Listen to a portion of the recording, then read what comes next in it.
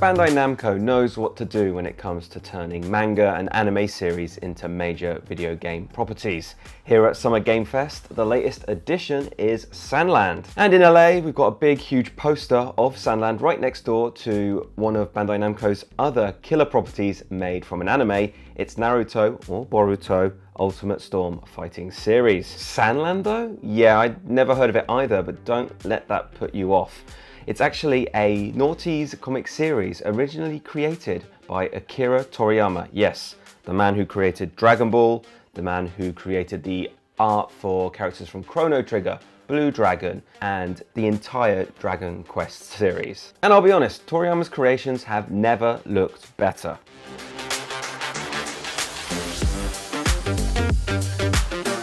Sandland then is an action-adventure game where you'll control Beelzebub, the literal son of the devil, in a world where water is suddenly a scarce and rare resource.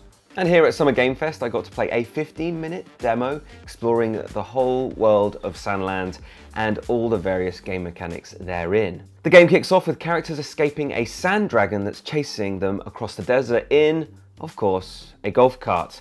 This is actually a snippet taken directly from the original manga series, and apparently this whole game will follow beat for beat the main story of Sandland the manga, with of course some side quests thrown in.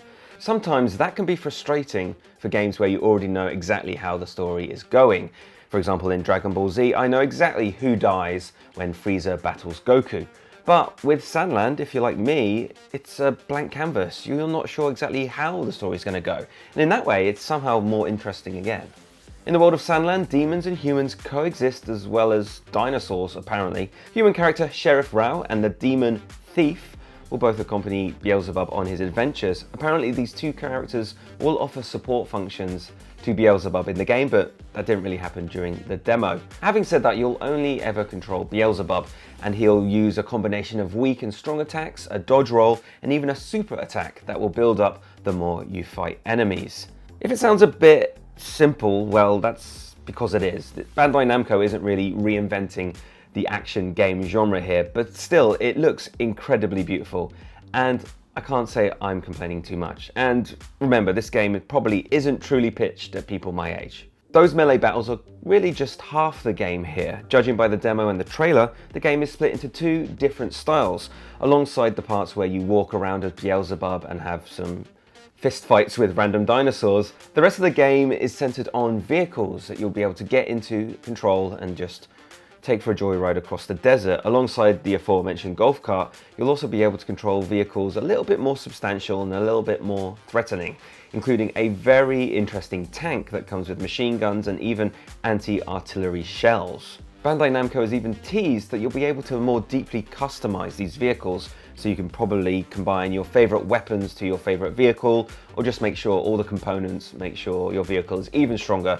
than it was when you first got it. During this early and pretty short demo, I think my favorite part was when Beelzebub had to face off against a gang of bandits, again in the melee fighting mode.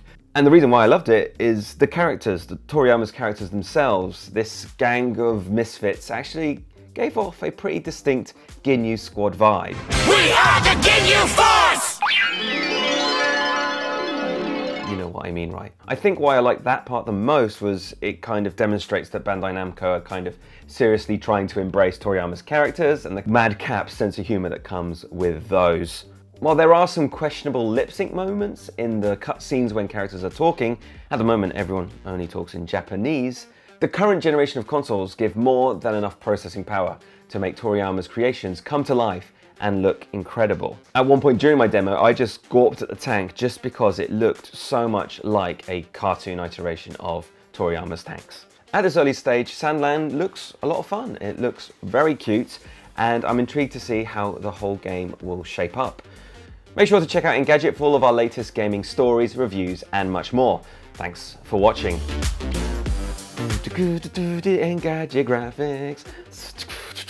Panning camera to the poster and panning away.